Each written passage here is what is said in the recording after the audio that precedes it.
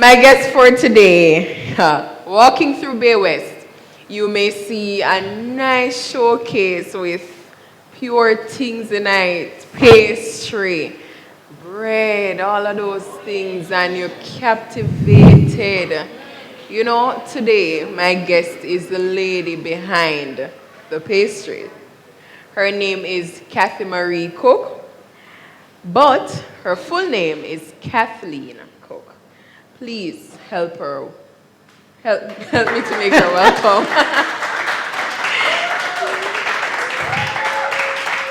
Thank you. Good afternoon, Kathy. Good afternoon. How are you? I am wonderful. How's the day going so far?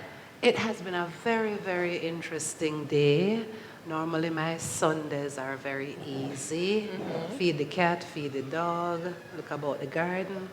And then today was full of all sorts of things. It rained yesterday, so we had to do laundry again, and all of that, and all of that, and all of that, and listen to some troubles. And I had one call about somebody who had an electricity issue. Okay. So when I walked in, and the first question I was asked, you didn't bring any bakings, I started to feel good. And then there was somebody else who said, your cream cheese banana bread is awesome. And then somebody else likes bread pudding. And so I feel very good that I'm slowly getting into being identified as SweetCooke or Cathitude and not as anything from my past. Okay. And let me just add to that. You already know the pumpkin bread is Yes. right. So, But let us see now, how many people in here have actually had a SweetCooke treat? Oh my God, I'm famous. and for those who have not, you Please need to. come and make me famous, sir. Pumpkin bread. I'm a pumpkin bread advocate. Yes, Cream the cheese, banana banana. cream cheese is good too. That is real. But pumpkin bread. Chocolate? That's true. See?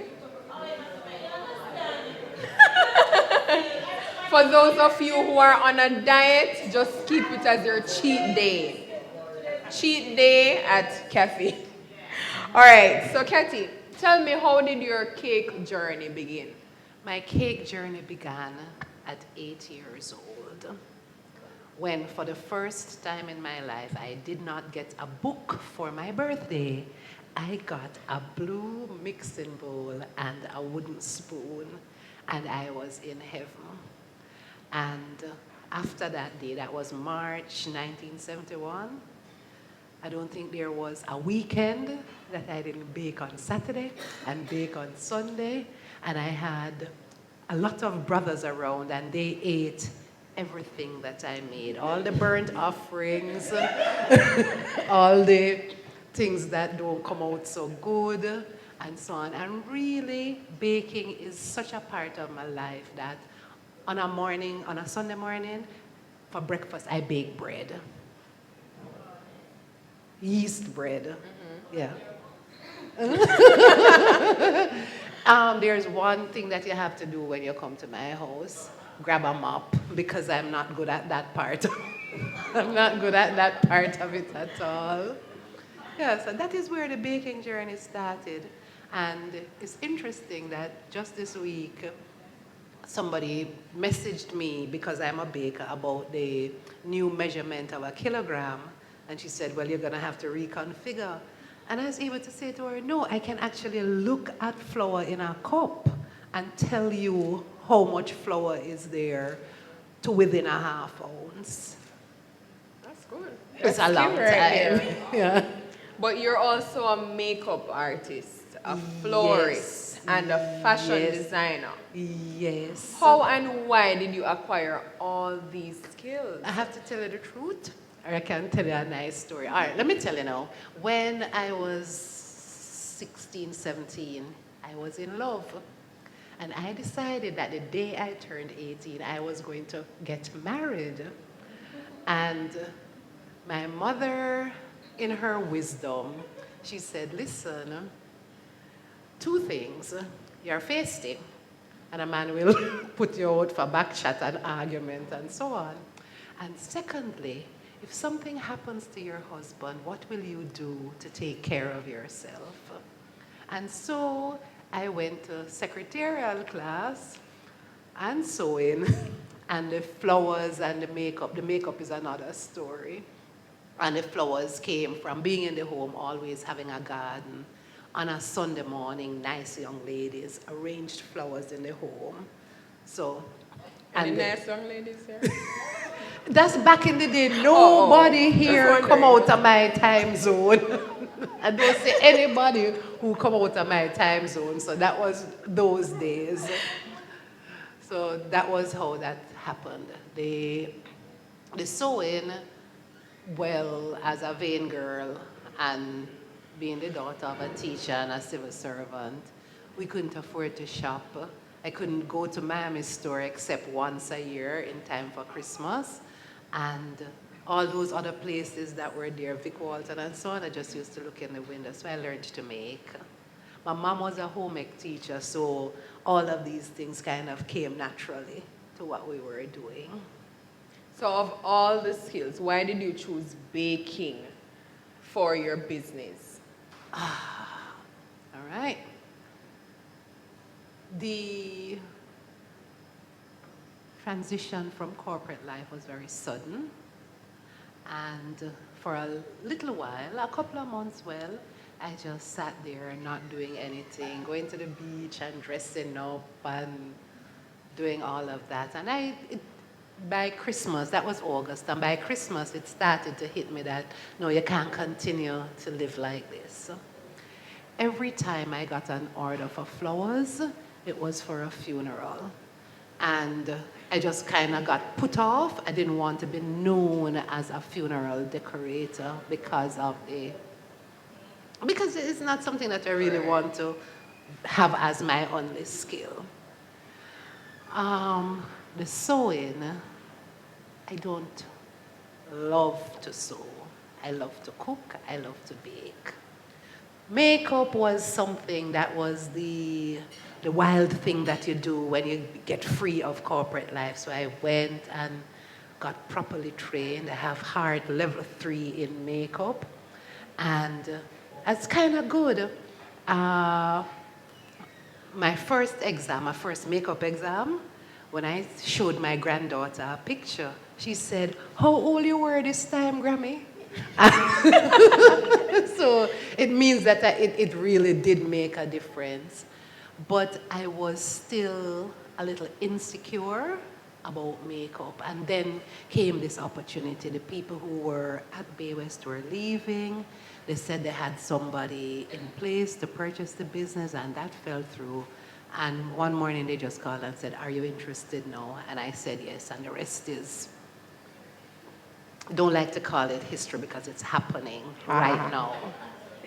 So you started in media and then you moved on to JPS, which is where you made your transition from corporate to becoming an entrepreneur.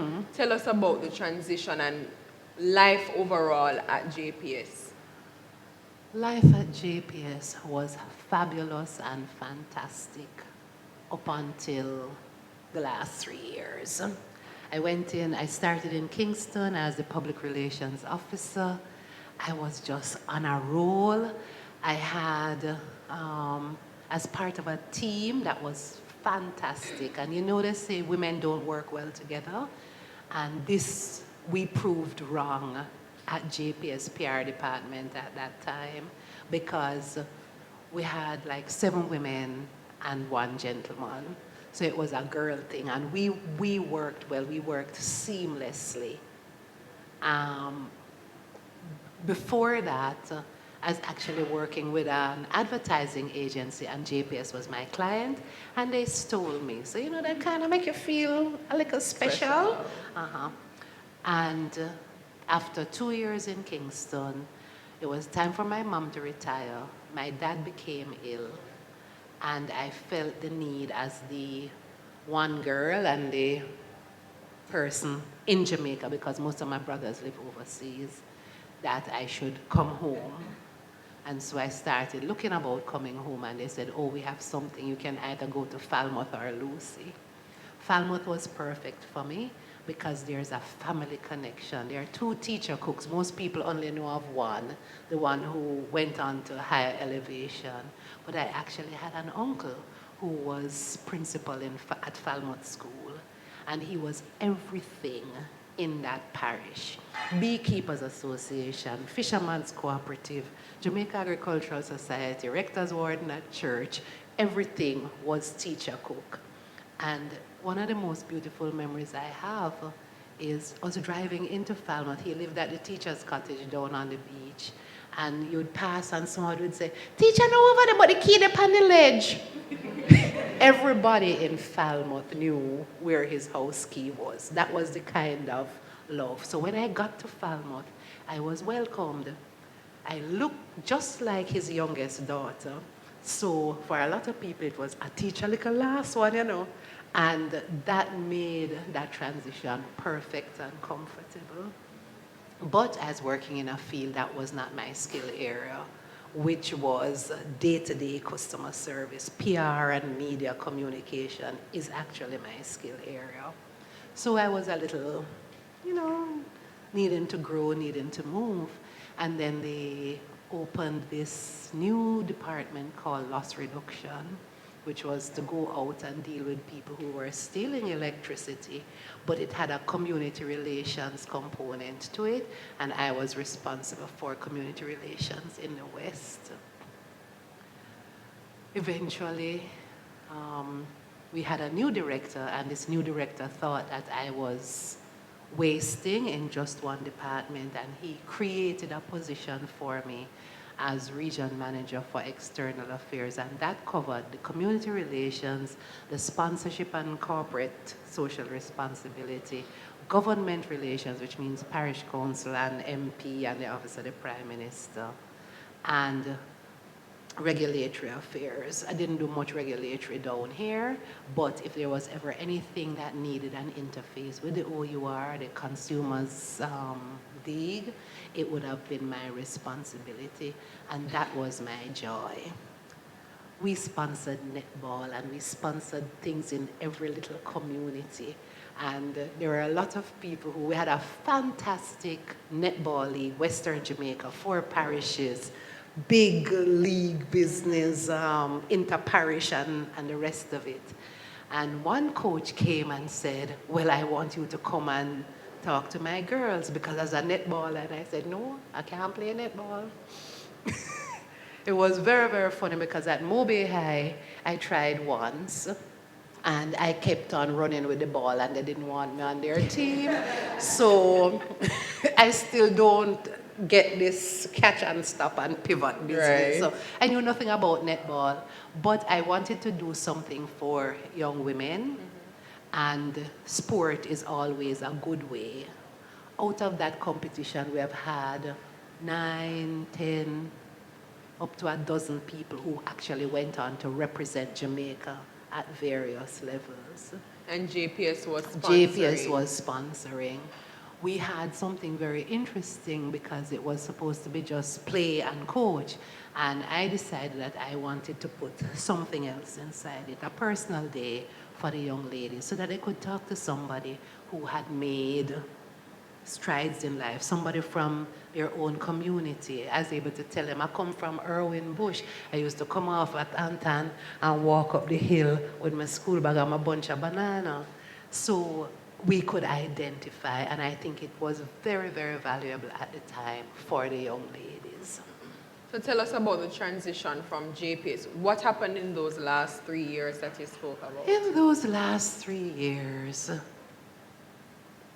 there was a shift, a change in the culture of the organization.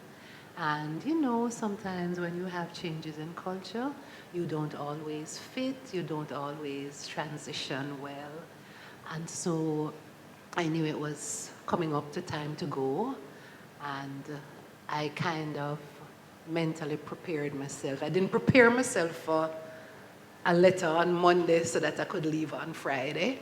But I knew that there would have been a time to go. I thought of going into some other corporation, but when you pass 50, you're not as marketable anymore because younger people, new ideas, new technology, all that is happening, the time zone difference. So I said, okay, it would mean doing something for myself. I tossed up a lot of things, the makeup, the whatever, but food was always the calling.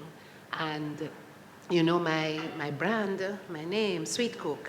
SweetCooke was actually my first email address, and it didn't at the time have anything salacious. It was just about the cooking, because when you said SweetCooke, you say, I wonder what kind of, you know, you have a little out of orderness. No, it was just because of, of the food.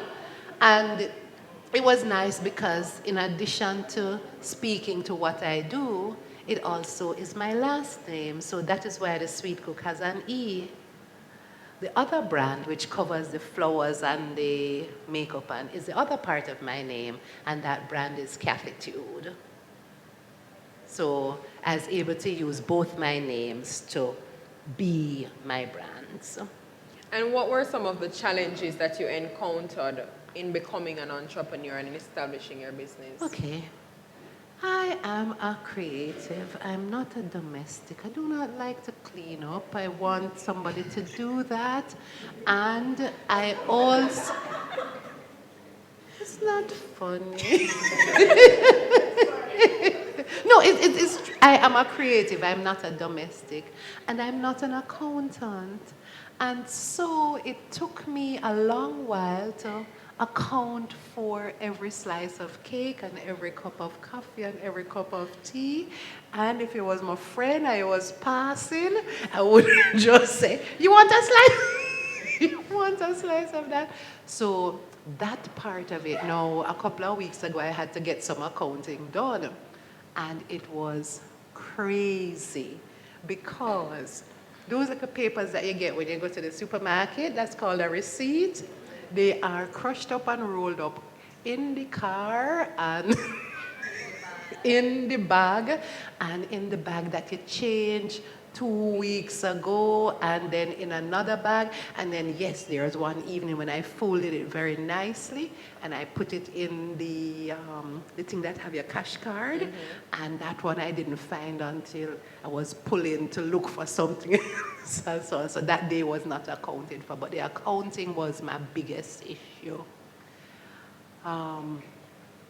Staffing can also be a challenge. It was a challenge for me because there was a similar business there and I kept the people who were working there before, but they didn't share the same sort of vision that I did. I'm still not in the place where I've made the vision, but what I'm thinking of, what I'm working towards is something similar to an urban cafe in London where people come in, there's a book on the table, you can have that kind of discourse. But in the meantime, I still happily sell one cheese patty and a box juice, and I'm perfectly happy doing that. I have sometimes a challenge in terms of competing with those people who do mass production, right, baking. I do not use any mixes at all. Everything that I do is made from scratch. My browning in my cake is made from scratch. I actually burn my own sugar. So you get a different quality. And when they actually taste it, they tell you, yes, it is different. I can tell that it is not box cake, but then you have a disparity of price because I do not buy 100 pounds of vanilla mix and toss in 2 eggs. I do everything from that. Right. So I have had customers who complain that it's a little expensive and so on. Think about my fruit cake. My fruit starts soaking in January. So when you get a cake in November, it means that for 10 months, all of these fruits have been soaking in sherry. I have an issue against red label wine, so I use a pricier port to do that. And so it's a little expensive, and you know we live in a place where the economy for different people Right. is a little different, and you have to be aware of that. And so what I try to do is to keep a range of prices, but I will not compromise the fruitcake price. Take it or leave it. I'll eat it myself. And we just spoke about the challenges. Now tell me give me about two really impactful lessons that you have learned in business. I have learned to keep account of everything that I do. And so I'm still calling my friend and say, come and get a piece of cake. But now I'm able to explain to you at the end of the day, at the end of the week, that this money went to friendship. Okay. This is what it was. Right. It was spent on. The other lesson is just to keep going, the perseverance, not to Yeah. give up. I went through some significant losses because I was being the lady baker who just baked and dropped the things off, and then I went and found my friend Sonia. We used to go hang out and go to Rotary Luncheon and all them sort of things, and go on tour with my friends and all that sort of thing. It is important that you are present in your business. It is very, very important that you are there. Not present pass through, but present actually sit there. One, you get to account for what happens around you, but two, is also very important for the whole customer relationship. You get to know who likes what, who wants what. Somebody just spoke to me about a low sugar or a no sugar option. I will never ever use a sugar substitute, but I'll now think about offering that special low sugar cake. Right. Maybe once a week. I'll choose a day and we'll have low sugar day, maybe on a Thursday or something like that. But it's very, very important that you are present and have your finger on the pulse of your business. What is the legacy that you want to leave behind? I have a granddaughter. I don't have any children, but I have a granddaughter. I have an adopted son. And 8 years ago, he gave me the joy and treasure of my life. And I'd like to leave a viable business for this young lady. And I also want for the common people to experience fine pastry. I'm already experiencing it. But speaking about legacy, one of the most influential people in your life was Sir Howard Cooke. Yes. Tell us about Oh him. my God. You all have 2 hours? 3? Okay. Howard Cooke. And I don't think of him as anything except Papa. Was actually my father's brother. But my father was a very formal man. And this was the person with whom I had a warm relationship. I called him Papa. And when they moved into King's House, I was living at King's House with them. And all when I'm 40, I'm still going up there and dropping myself in a Papa lap. One of the most painful, he knew everything about my life. The boyfriend, woman must cook, the whole works. It was just somebody who was there, present, and knowing everything. When I was 6 years old, 1969, September, the money changed that day, and he came to visit my school, and he gave me the 50-cent paper with Marcus Garvey on it, a red 50-cent paper. But he also spoke to our class, and one of the things that he said was, no matter what happens in your life, every night before you sleep, you must read and learn something. Since September 1969, maybe in the Color Youth, one night or two, I may have had a little bit too much to drink and thus not read, but outside of that, I read every night before I sleep. This past week, Michelle Obama's book came out on when? I think it was about Tuesday. On Tuesday? Yeah. I finished it yesterday. Wow. Because the moment it was out, it was on my Kindle, and I actually had it at the shop on the table. Oh, nice. Because I was hungry for that. But I read a lot, I read widely, I read everything. And that was something that I'll always treasure as a lesson that I learned from Papa. And I try to share it with all that I meet, all that I know. Nowadays, it's not so easy to get the youngsters to read. It was easier then because I lived at Irwin Bush. We never have electricity yet. So reading was the pastime and the entertainment. And so you're also doing your part in public service now.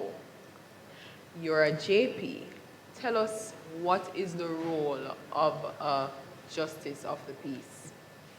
That's a hard one because every day I learn of a new role. There's actually an act, the Justices of the Peace Act, and JPs actually came out of England in service to the Queen, where these were people of high esteem within a community who kept the peace, and who the role evolved into something that's very official in Jamaica now. It's a lot of like stamping of documents and authorizing, endorsing signatures and the photographs.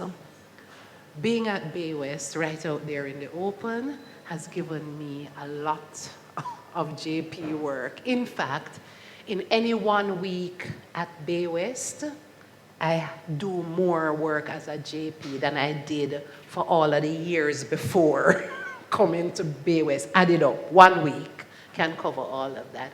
I get there at 10 o'clock and there are 2 people waiting. I've had days when I sit there from 10 until 1 o'clock without a break. It is just one person after the other. Sometimes it's difficult because some of the forms require that you know the person. So I've had people who come and say, well, you can sit and get to know me now. I've had people who say, I know you a long time, used to see you when you're over JPS. And you need to explain to them that seeing and saying hi is not knowing. And then you understand, especially in recent times with that issue at the hotel and the young man, Yes. the Justice of the Peace came into question because he had written a recommendation for him. How do you draw the line because you want to assist somebody? These are youngsters who you see, you have spoken to them maybe once or twice, and the classic one is, a long time I buy Friday, you know. So you have to deal with all of Yes. that. Some of the rules and regulations I find are really, really harsh, which say that you need to know the person for 2 years. But you have young people who want to go get a taxpayer registration number. They do not have any other ID, or they come with the ID that they have from school and so on. You're not supposed to really accept that. We're on video. I bend, I interview them, and I have learned to say, I do not know this person well. She has presented herself with decorum and whatever, and I support her application for this job, so that at least the recruiter will see that this person has gone through the process. I can't qualify them, so you take it from there. the, the whole thing of the photographs, you have to ensure that they have proper identification. There's a thing called a national ID, which is awful. One, if you look at my national ID, I look like 17 years old. It's absolutely fabulous, but it looks nothing like I look now. Yes. And so there is always that time part. The other thing is that the Dr. Bird tail, the black part of the Dr. Bird tail, is right over the first name of the person. So sometimes you have to struggle to read what is on it. But it's something that I enjoy.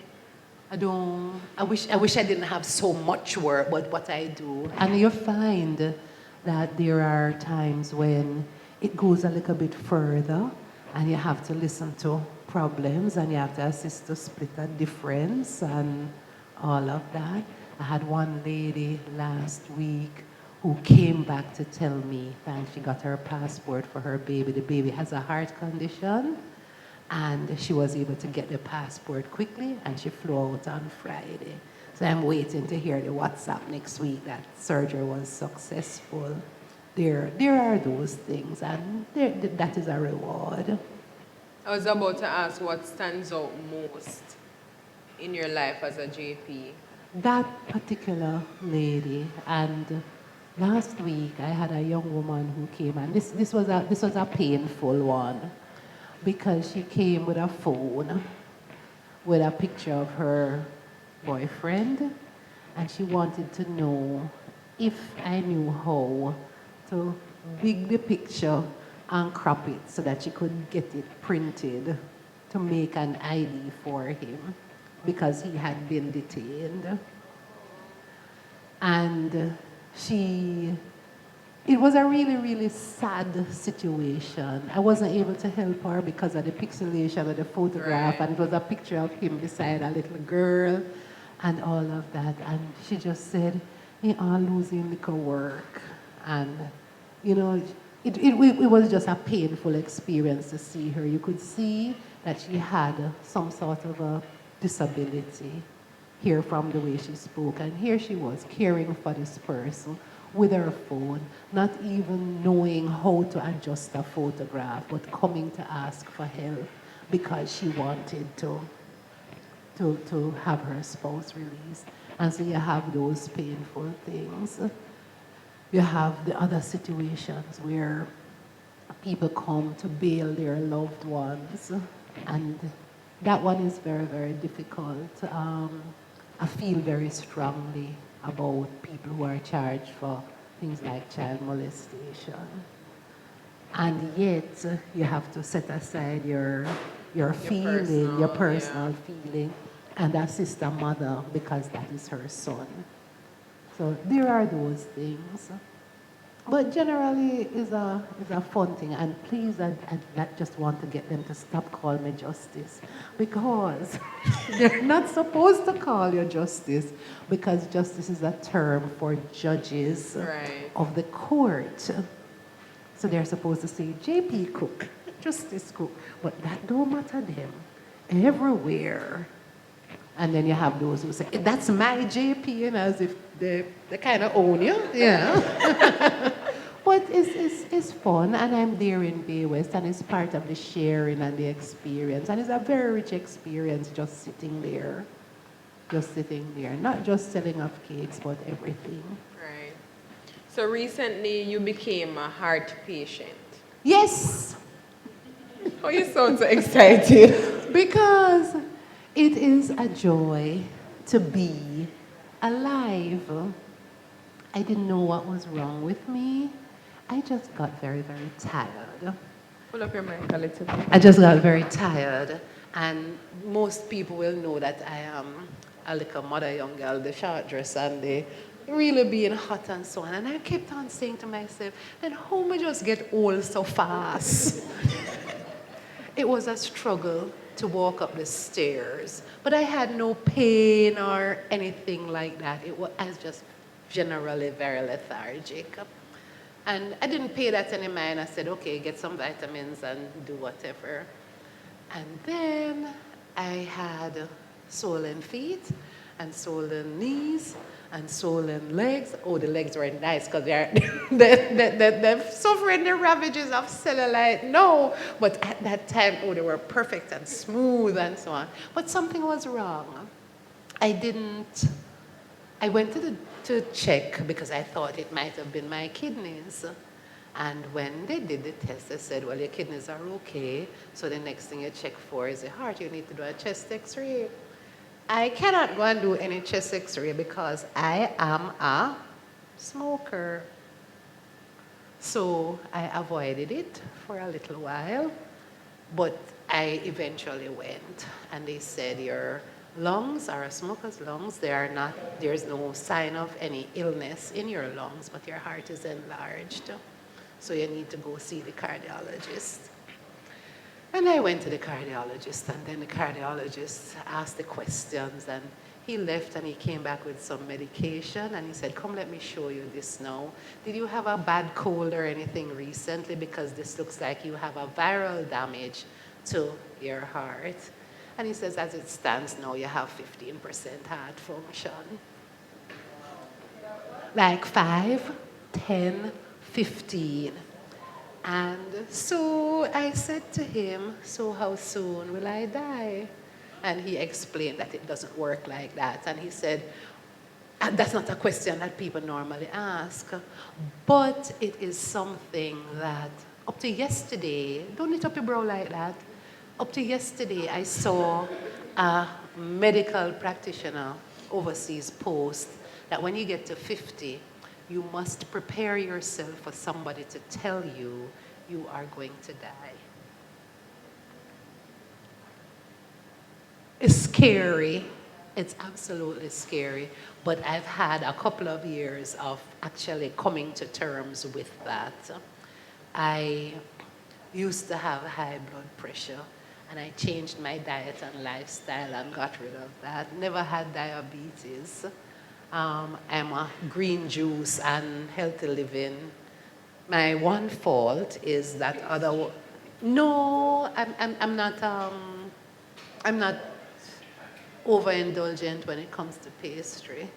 In fact, there are days when I'm not sure how it tastes until I get to Bay West and I ask my assistant, tell me what is going on with that one. Because you can't taste 10 things in the morning. Doesn't make sense. But I've come to terms with the fact that there will be a time to go. And I've come to terms with the fact that in this little time, however long it is that I have lived, I'm going to live, and I'm going to embrace love, and I'm going to embrace joy, and that is how I live.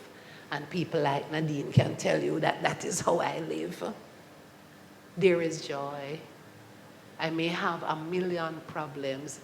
We work on the same shopping center, and you didn't know that I was ill. No, because I was there every day. So it is just about how you deal with life. I am, for the most part, a Christian. I am not always a good Christian. I have been known to swear. And when I do swear, sparks come off of that wall. However, I have a testimony, and my testimony don't have anything to do with I was killing puppies or anything like that. It is just that I'm provided with solutions and joy every single day. Every day there is a blessing. Every single day. And I have learned not to measure the blessing by money, but to measure the blessings by joy. There's a little girl, her parents are my customers, and one day last week she was passing with her dad. The poor man didn't intend to buy any cake at all, and so on, and he walked around, and she said, no, we have to go and say hi to her, and you could hear her screaming, I have to go, I have to carry on, and she just came for a little hug, and a little kiss on her, kiss them in the head top. There are other little ones on the plaza, one of the barber's daughters. religiously every day. She comes from school and she says good afternoon and she gets her hug and her little back rub and she's off. Same little girl this morning coming out of the supermarket. I didn't see her. She was going with her arm. And she, mommy, mommy, mommy, mama, mama, mama. So she ran and got her little kiss. And that is very important, just so that somebody can identify you as a place of comfort, of joy, and of love. And that is how we do it. And so now you say that you're at peace. I am at peace. What does it mean to be at peace? It means to be at peace, that whatever the issue is, it will not last for the rest of my life. You can have a problem for a day, you can have a problem for a week, you can have it for a year, for a month, 10 years, but it will not be for the rest of my life. And I've also learned to share my concerns prior to now. You would never ever know that I had a need or I had a problem. Not talking tight, work it out myself because I'm big and bad and so on. I have developed a humility that doesn't stop me from asking for help. And the help may be Whitney passing and I say, watch a shop for me. Nobody is here with me. I just need to run over to JPS and drop off this envelope and come back. Because, and I do that because were the tables turned, were the roles reversed, I would be doing the very same thing. And it's a lesson I learned when I just went to live in Kingston. I worked at a printery. So every week I'd come home for the weekend and come up and carry a box of food and fruits and so on. And then I found a place to live and I was moving. And every single employee in that printery took a gift for me. I got strainer and Dutch pot and grater and big spoon and plate and so on. And I was saying to one of the young ladies, I said, but I know that you girls don't get so much money. Why you all do that? You didn't, whatever. And she said, you know something, Miss Kathi, I think that one of the days then we want to tell you thanks. We want you to tell we thanks. Because it is important that you bless them in that way as well so that they can feel that they have blessed you.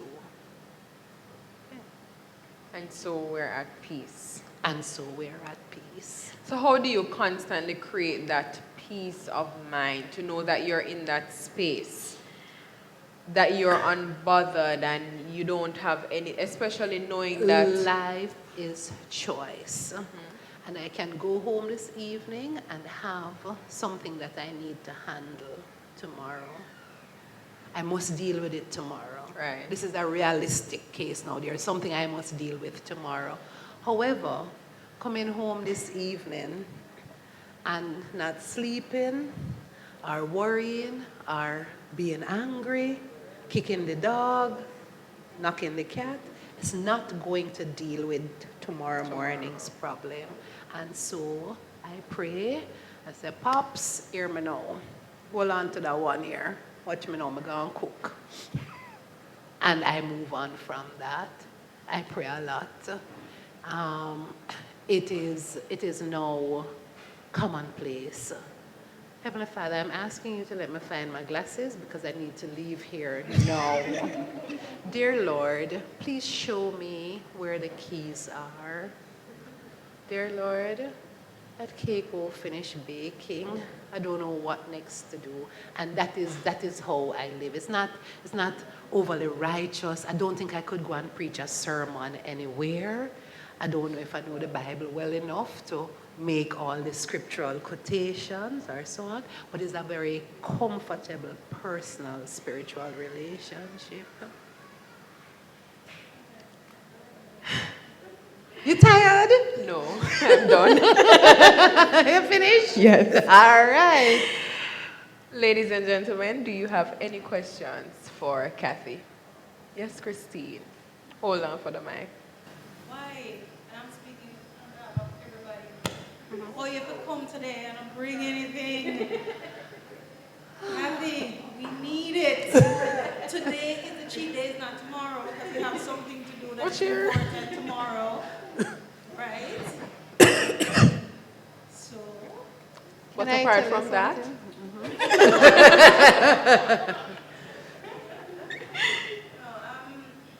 No, I've known you for quite a few years, and she my baby. What I know she's talking about me there. um, what advice would you give to us as fellow entrepreneurs going forward? Seeking new branches to expand, or going to getting creative, sell our products and so forth. At 4 o'clock today, I'm going to have a meeting with my business coach. And it's absolutely interesting. This is a young person who I was mentor to while she came back to Jamaica and started her business and so on. And just this week, she called me and she said, "Do you have a business coach? What are you doing?" And we had a little discussion about how that helps. And so we have our first session today. Reach out to people who know. Reach out to people who know. And keep your eye on all those bits of paper and watch your money. Watch your money. Also, do not be afraid to step out and take a chance. If you take a chance and it do not work out, please do not call me name.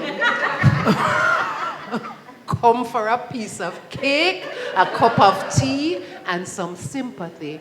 But do not doubt yourself. Do not doubt yourself. Do not limit yourself because somebody says it cannot be done. Do not limit yourself because you think that you can't do it. Because the moment you've had that thought, it makes it into a possibility. So get advice, keep your accounts, and step out. Thank you. You're welcome. any other questions? None from you, Nadine? You have developed. Nadine, you have developed a reputation. Good afternoon. Auntie Kathy is near and dear to me. I've experienced what she just talked about, reaching out. There were times when, as a young entrepreneur, I don't know anything about PR and social presence, and people call me and asking me for presentations. I'm saying, Kathy, I don't know what to do. And can I tell you, she opens her home at different hours of the day, and she says, come. And she sits with me and she shows me the images to use and so on. So it's right, it is the truth. Reach out. And I am one beneficiary. And she made nice sweet cake, you see? And tell them that I can cook. Yes, oh yes. Hello, there are things that me introduced to my husband because Auntie Kathy carried me.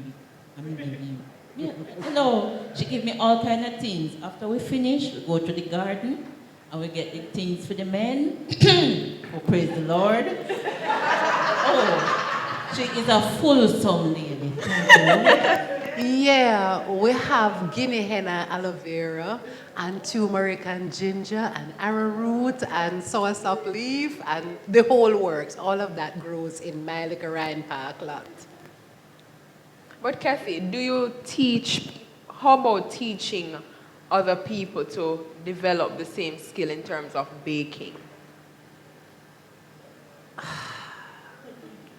You know, if somebody should come today and say, I'd like to learn to bake, I'd be more than happy to have them come, share with me. They have to get up at 4 o'clock in the morning and come bake though, but I could do that.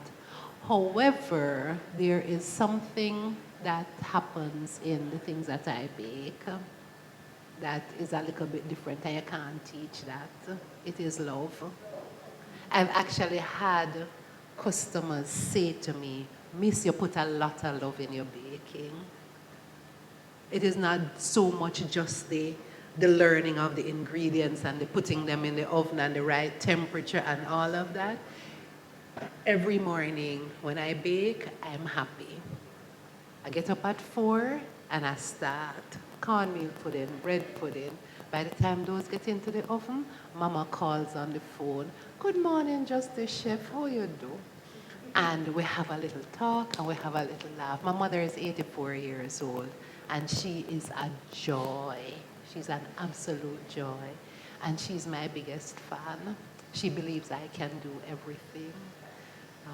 We have a running joke where she question me. I say, why you don't stop bothering me? She said, are you on my Google? So, yeah. But that is it. You really have to feel for what you're doing. And passion does not always transfer into making money. But when you're at a place that you can make your passion your work, it is just beautiful and perfect. And so there you have it, ladies and gentlemen. Kathi Marie Cooke, owner of SweetCooke Creations, Kathitude, makeup artist, florist, grandma, everything in one. Kathi, thank you. It was my absolute joy, and I hope you all enjoyed as much as I did.